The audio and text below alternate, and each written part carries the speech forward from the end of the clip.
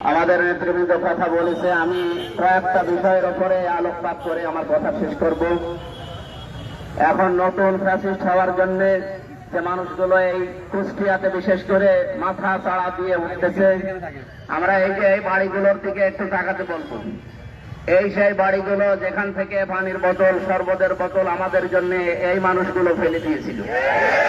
সুতরাং আবারও যদি কোন ছাত্রী সংগঠন, আমি তো এর আগেও বলেছি, এখনো বলছি, যাদের সভাপতি সেক্রেটারি ছাড়া বাংলাদেশে আর কাউকে খুঁজে পাওয়া যায় না। সুতরাং বাংলাদেশের এই সন্ত্রাসী দল এইটা এখন আর গণ অধিকার পরিষদ নেই, এটা গণ ধিকৃত পরিষদে পরিণত হয়ে গেছে।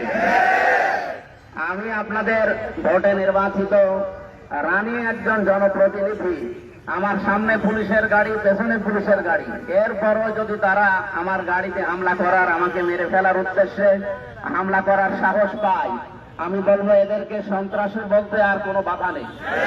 সুতরাং কোন সন্ত্রাসের জায়গা আমার এই কুষ্টিয়াতে হবে না। আমরা যতদিন আছি, বাংলাদেশ জামাত ইসলামী, ইসলামী ছাত্র শিবির, তাওহীদে জনতা এই কুষ্টিয়াতে যতদিন আছে, কোন সন্ত্রাসী কর্মকাণ্ড আমরা চলতে দেব না।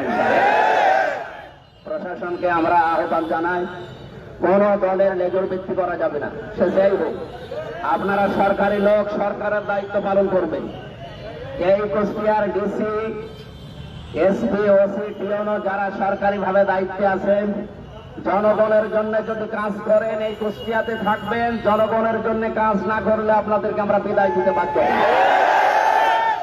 শান্তিও কুষ্টিয়াবাসী, আমরা যারা এই দেশে দিন কায়েমের স্বপ্ন দেখি, আল্লাহর কসম এই খোলা আকাশের নিচে দাঁড়িয়ে বলছি, আমাদের আল্লাহর নামে শপথ নিয়ে বাড়ি থেকে প্রতিদিন বের হওয়া লাগে।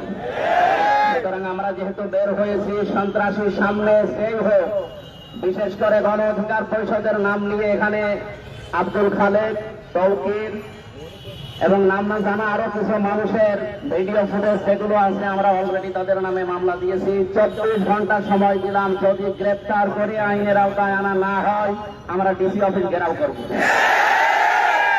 আপনাদেরকে সাবধান করছি, এই কুষ্টিয়াতে কোন সন্ত্রাসী কর্মকাণ্ড চলতে দেওয়া হবে না।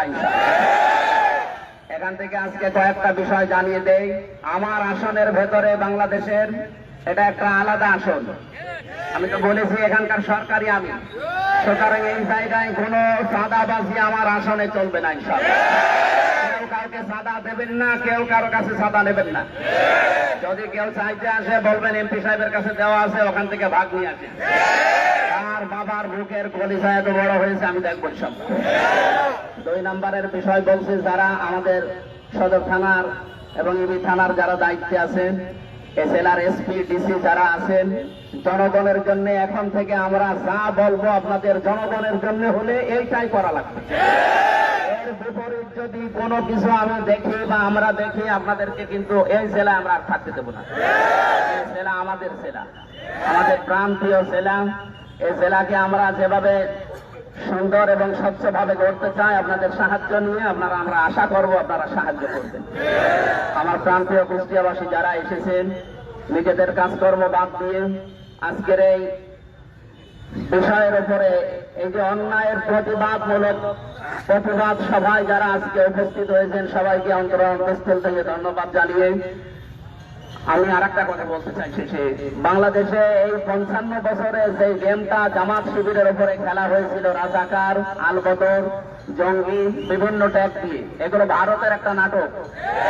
এই নাটক বাংলাদেশে এখন আর খায় না এবং ভবিষ্যতেও কেউ খাবে না ইনশাআল্লাহ।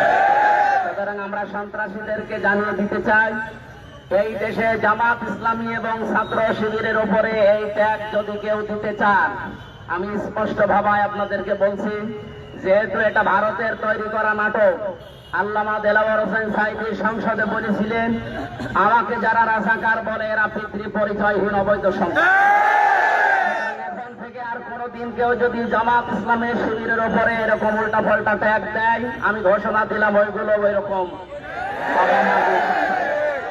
আল্লাহ আমাদেরকে ন্যায়ের পক্ষে থাকার তৌফিক দিন, আমিন। আজকে আমাদের প্রধান অতিথি কুষ্টিয়া 4-এর মাননীয় সংসদ সদস্য, উনি কথা বলবেন। আমার এ পর্যন্ত বলে শেষ করছি। আসসালামু আলাইকুম।